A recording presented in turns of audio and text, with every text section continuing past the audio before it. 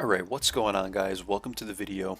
So, gonna be bringing you a double feature in the 12t. I love this tank, guys. It's a really good tank. The only thing that's bad about it, honestly, is the gun depression and gun elevation. It's very wacky in this tank, and maybe the shell count. Like I'm come close to in certain games running out of ammunition. I mean, you only get 36 rounds, and each clip is 4 rounds. So if you shoot whatever that is, like 9 clips or whatever that turns out to be, I mean, you will run out of ammo, guys.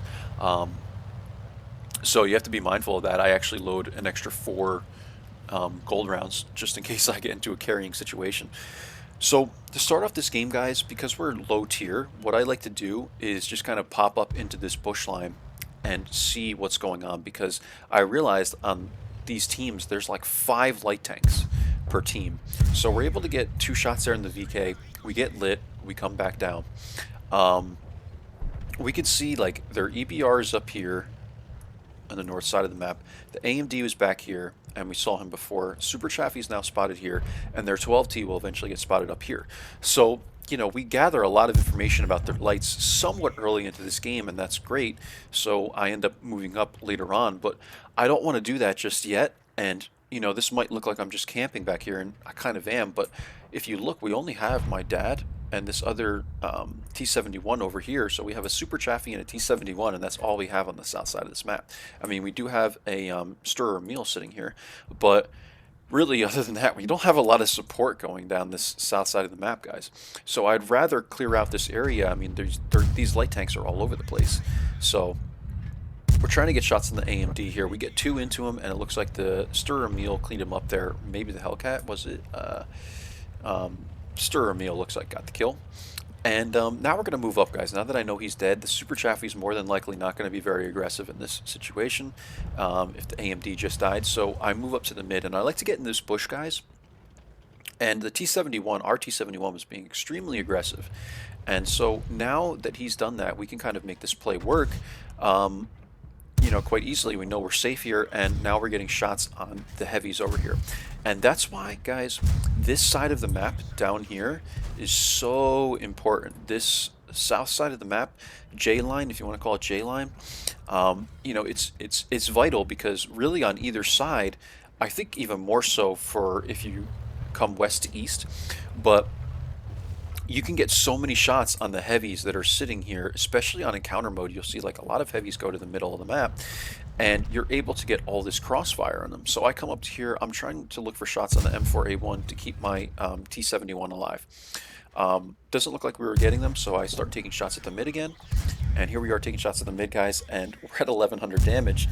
And luckily we set the M4A1 on fire, and you can see like I'm already out of regular ammo basically. So you see like why the shell count in this tank is can be kind of bad. So like I'm switching to gold since I only have 2 rounds left now, regular rounds, and we're just gonna load full gold into this Nashorn.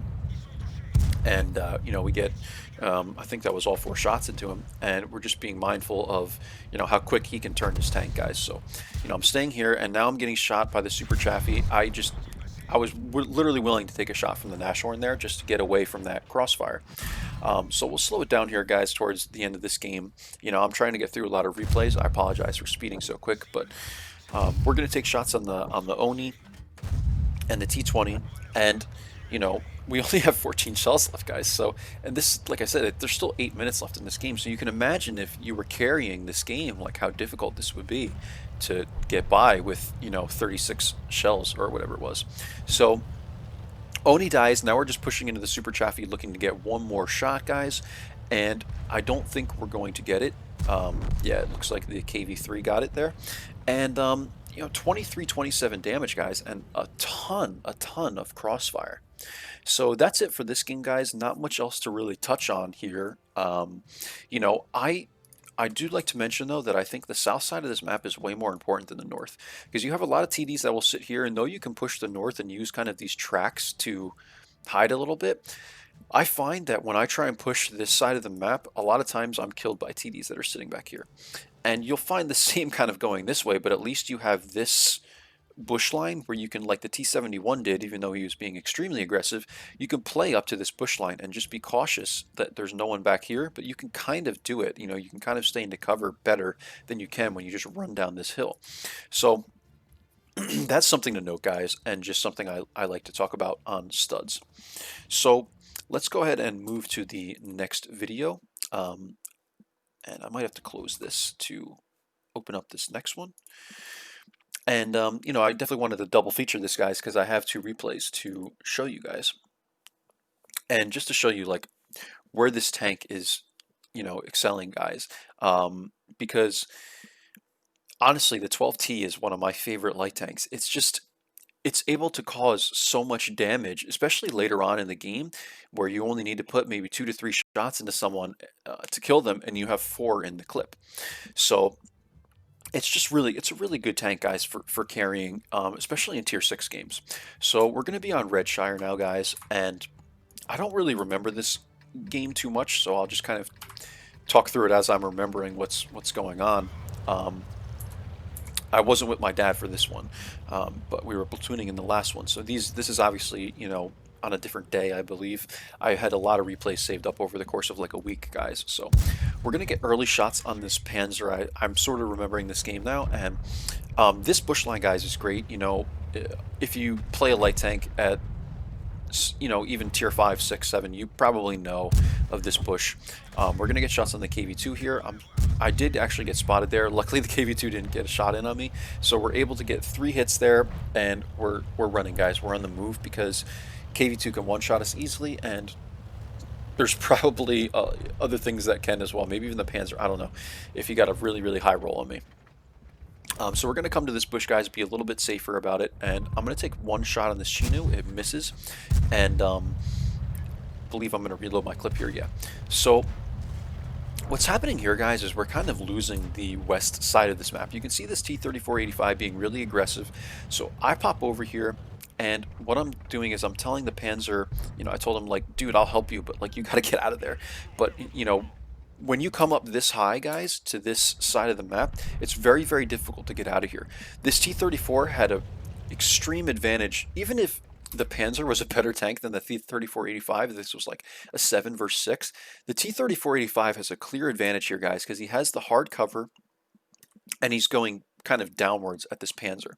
And that's why I never like to go over there, guys, because I feel like it's just so easy to lose that side of the map. Like, you have to have a very mobile tank so you can get back to over here to really defend it. So instead, I'm just going to defend it over here. I see that the middle of the map is breaking down pretty substantially, and we don't have a lot of support here. So what I'm going to do actually is move over to the side of the map that we've kind of won and get back into this bush line. Now, the 3480, I get spotted, unfortunately. The 3485 is going to YOLO up this way. And, you know, we get a couple shots into him, but doesn't look like any of them penned. You know, this is RNG, guys. It is what it is. I don't know if all those shots were the best aimed either, but that's fine. Now, this is the spot that I love to come back to, guys, when I'm defending against a push from the west side of this map. We get a shot into the T-34 there. I think that one goes in. I'm not sure.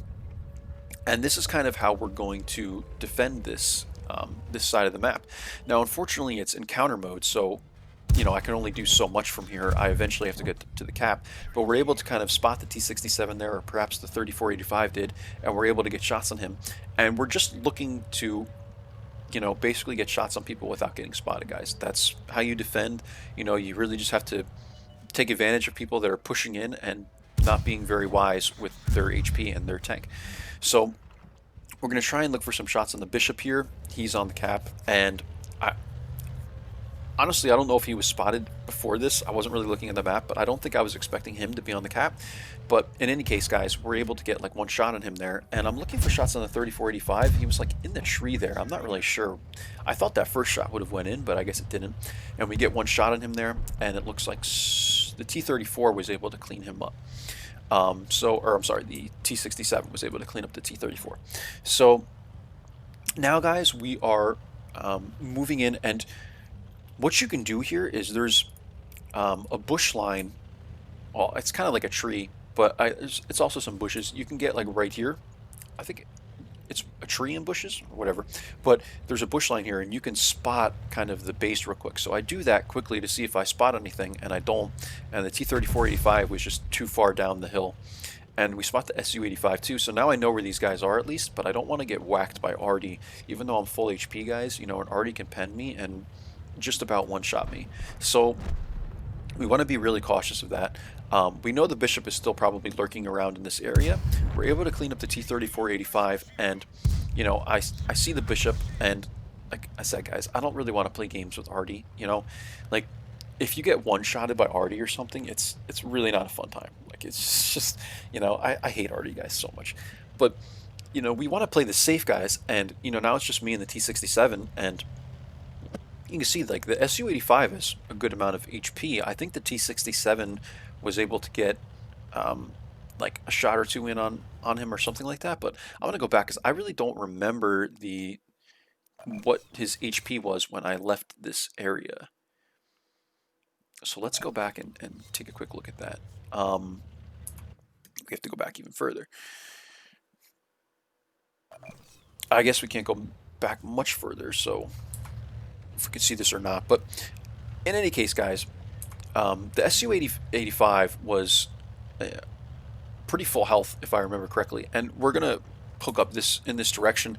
And what I'm trying to do is just get a different angle. Now we kill the bishop, we're spotted obviously by the bishop, and here's the SU-85, now he's at half HP, and we're able to clean up this game, guys, like remarkably quickly because of the SU-85 being only a 2-shot there now. So I take a shot from him, guys, and you know, I just, at this point, like, you think the game is close, and then all of a sudden it closes out this quickly. So we're able to kind of, you know, fish for a different angle here, guys. We clean up the bishop, we clean up the SU-85, and that's how you could play this map and use it to your advantage. You know, you really want to look for different angles when you can, guys. And being that it was 13-13, we can easily do that here. We can come up this direction, and because we come through here, we spot the bishop who was trying to get into a better position to defend against us. And really, this game closes out very quickly, guys. So we got 3 kills there, 1,360 damage, 718 spotting damage. I think this was like a first-class game. Maybe, guys, and I hope you enjoyed this double feature of the AMX 12t, and I will see you guys in the next video. Bye bye.